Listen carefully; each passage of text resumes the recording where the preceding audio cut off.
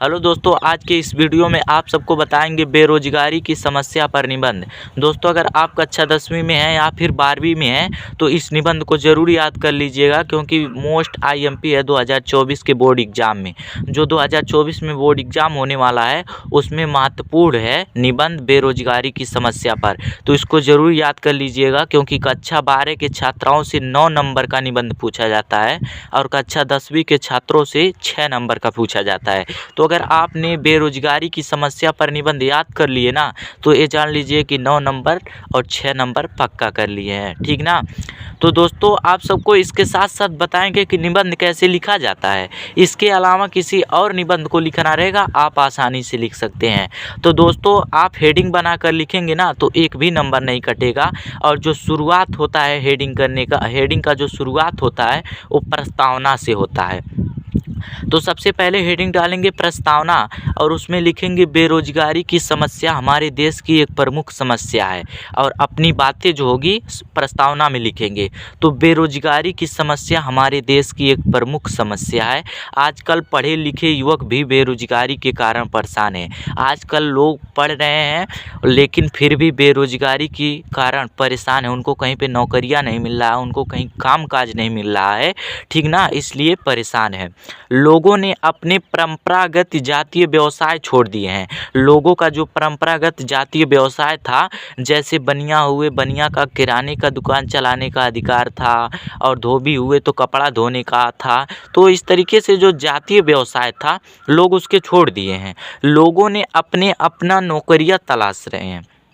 जो लोग हैं अपना अपना नौकरियां तलाश रहे हैं, अर्थात जो जातीय व्यवसाय था कि कौन से धर्म को के लोगों को कौन सा काम करना चाहिए, वो सब भूल गए हैं और सब लोग अब नौकरियों की तलाश में हैं। ये प्रस्तावना में इतना लिख देना है दोस्तों, एकदम आसान तरीके से बताएंगे लिखने के लिए, आपको रटने की ज़रूरत ही नहीं पड़ेगी। प्रस्तावना लिखने के बाद से लिखेंगे बेरोजगारी का अर्थ, ठीक ना। बेरोजगारी का अर्थ में लिखेंगे बेरोजगारी ऐसी स्थिति को कहते हैं कि जब कोई योग्य काम करने के लिए इच्छुक व्यक्ति को बेरोजगार नहीं मिलता है। बेरोजगारी ऐसी स्थिति को कहते हैं, बेरोजगार का अर्थ बताया जा रहा है कि जब कोई योग्य काम करने के लिए इच्छुक व्यक्ति को रोजगार नहीं मिलता है। जैसे कोई पढ़ लिया कि अब हमको नौकरी मिल जाएगा, पूरी पढ़ाई तो उन्होंने कर लिया कि अब मुझे नौकरी मिलनी चाहिए, लेकिन इतना पढ़ने के बाद से भी जब उसको नौकरी नहीं मिलती है ना, तो उसी को कहते हैं बेरोजगारी, ठीक ना, एकदम आसान शब्दों में बेरोजगारी कहलाता है, ठीक ना। जब वो काम नहीं पाता है, उतना पढ़ने के बाद से जब उसको कहीं नौकरी नहीं मिलती है तो उसी को भाई बेरोजगारी कहते हैं। बालक, वृद्ध, रोगी अथवा अपंग व्यक्तियों को बेरोजगार नहीं कहा जा सकता है। कि छोटा सा बालक हो या फिर वृद्ध, बूढ़ा हो, रोगी हो अथवा अपंग हो, छोटा सा बालक हो या फिर बूढ़ा हो या फिर रोगी हो अथवा अपंग हो, व्यक्तियों को बेरोजगार नहीं कहा जा सकता। अर्थात अगर छोटे बच्चे को भी पैसे की ज़रूरत है ना, तो बेरोजगार नहीं रह सकता, उसको भी काम मिलना चाहिए। एक रोगी आदमी को भी पैसे की ज़रूरत है, उसको भी काम मिलना चाहिए। ये सब बेरोजगारी नहीं है, ठीक ना। फिर लिखेंगे बेरोजगारी की समस्या पर समाधान, कि आखिर में बेरोजगारी की समस्या पर समाधान किस तरीके से हम उसे रोक सकते हैं, ठीक ना। तो लिखेंगे बेरोजगारी की समस्या पर समाधान, हेडिंग डाल देंगे और इसमें 4-5 लिखे हैं जो कि बहुत ही महत्वपूर्ण है।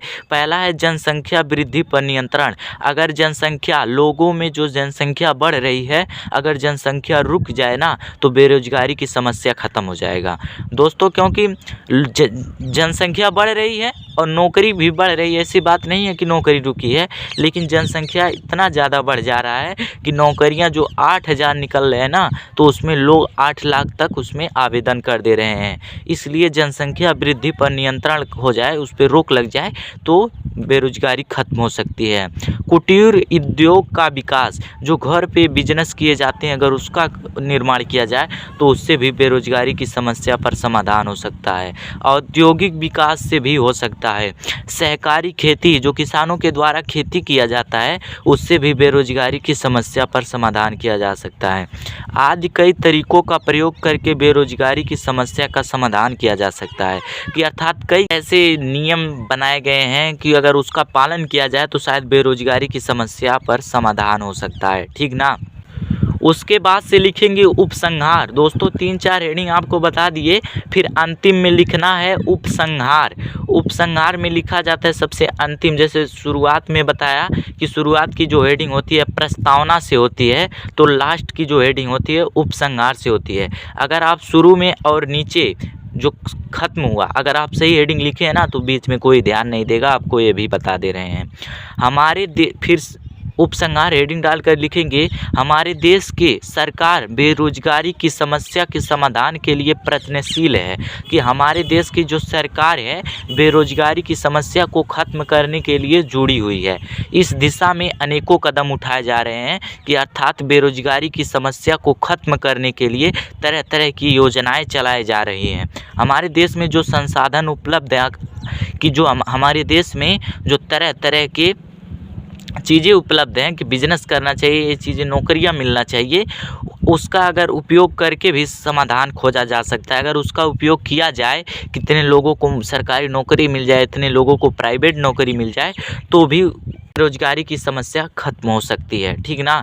तो दोस्तों उम्मीद करता हूँ ये वीडियो आपको पसंद आया। अगर वीडियो पसंद आया तो लाइक कर दीजिएगा। मेरे चैनल पे नए आए हो तो मेरे चैनल को सब्सक्राइब कर दीजिएगा, क्योंकि हिंदी की पूरी तैयारी कराई जाएगी, चाहे आप 10वीं क्लास के हैं या फिर 12वीं क्लास के हैं। और पूरी निबंध इस वीडियो के डिस्क्रिप्शन में लिंक मिल जाएगा पूरे निबंध का।